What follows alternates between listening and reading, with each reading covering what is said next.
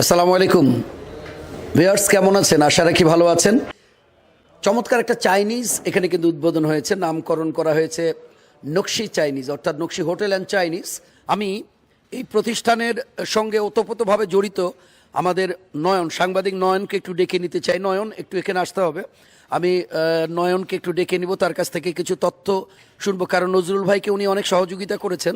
আমি যতটুকু জানি যে এই চাইনিজটি গড়ে তোলার পিছনে আমাদের নয়নের বেশ খানিকটা সহযোগিতা বলেন, তার দিক নির্দেশনা বলেন, সব কিছু রয়েছে। নয়ন, আসলে এই প্রতিষ্ঠানটা যা চালু হয়েছে, নজরুল ভাই চালু করেছেন, তার সহধর্মিনীর নামে এটি রেজিস্ট্রেশন করেছেন, সুরাইয়া আফরোজ। কেমন চলছে এবং কাস্টমারের কি ধরনের সাড়া পাচ্ছেন?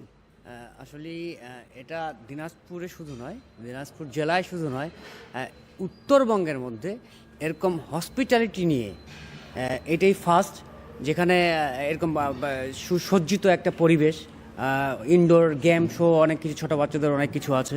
পাশাপাশি খাবারের যে বিষয়গুলো, এখানে যে শেফগুলো আছে তারা এক্সিকিউটিভ শেফ একেবারে পুরোটাই। তারা বিভিন্ন বড় বড় ঢাকায় বা দেশের বাইরেও কাজ করছেন, তাদেরকে দিয়ে এখানে পরিচালনা করা হচ্ছে রান্নার বিষয়টা। সেই সাথে আবার আরেকটা বিষয়, সেটা হচ্ছে যে এখানে প্রায় 8টি দেশের খাবার এখানে পাওয়া যাচ্ছে। প্রায় 8টি দেশের খাবার, যেরকম সি ফুড থেকে শুরু করে বাকি আদার লোকাল যেটা আছে দেশের, দেশীয় ঠিক আছে, পাশাপাশি প্রায় 8টি দেশের খাবার এখানে পরিবেশন করা হচ্ছে। আর পরিবেশনের বিষয়টা আরেকটা বিষয় যেটা এক্সেপশনাল করা হয়েছে, যে এটা একটা আলাদা চিন্তাভাবনা নিয়ে, যেহেতু নারীরাও এখন অনেক কর্মজীবী, সেক্ষেত্রে একটা চিন্তা করা হয়েছে যে অনেক নারীরা কাজ করতে আগ্রহী, অনেক সুশিক্ষিত মেয়েরা পড়াশোনার পাশাপাশি পড়াশোনা করা শেষ করার পরেও চাকরি পাচ্ছেন, বা সহজে এরকম হচ্ছে না, চাকরির জায়গা হচ্ছে না। তো সেখানে এই জায়গাটাতে আমরা যেটা নারী ওয়েটার মানে দিয়ে এটা সার্ভিস দেওয়া হচ্ছে, মানে খাবারগুলো পরিবেশন করা হচ্ছে, তারা কমপ্লিট করে যে মানে সুসজ্জিত, শুধু পাশাপাশি একদম রুচিসম্মতভাবে খাবারটা যেটা দেওয়া হচ্ছে পরিবেশন হাত দিয়ে নয়, ট্রলিতে করে নিয়ে আসে প্রেজেন্ট করা হচ্ছে খাবারগুলো। মানে চেষ্টা করা হচ্ছে। আসলে নজরুল ভাই উনি খুব ভালো মনের একটা মানুষ। উনি চান যে উনার দ্বারায় মানুষ যেন সেবা পান, আর সেবার মাধ্যমে উনি নামে থাকতে চান, এই একটা বিষয়। পাশাপাশি বলবো যে আরেকটা, যে সেটা হচ্ছে যে আপনার মাধ্যমে, শরীফ ভিডিওর মাধ্যমে বলবো যে আপনারা এসে একবার অন্তত পরিদর্শন করে যান, আপনাদের আশা করছি ভালো লাগবে। সেই সাথে আমাদের উপস্থাপনা যিনি করছেন উনি অনেক ফেমাস, আমাদের সকলেরই প্রিয় এবং আমার খুব ক্লোজ একজন বড় ভাই উনি।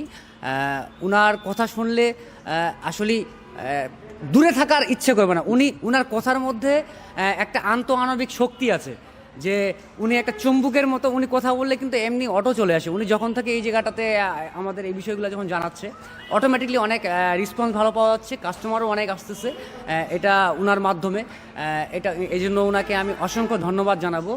আর সেই সাথে আপনাদের সকলকেই বলবো যে আপনারা অন্তত একবার আসেন, এসে দেখে যান, ভালো লাগবে। আশা করছি সবাই ভালো থাকবেন।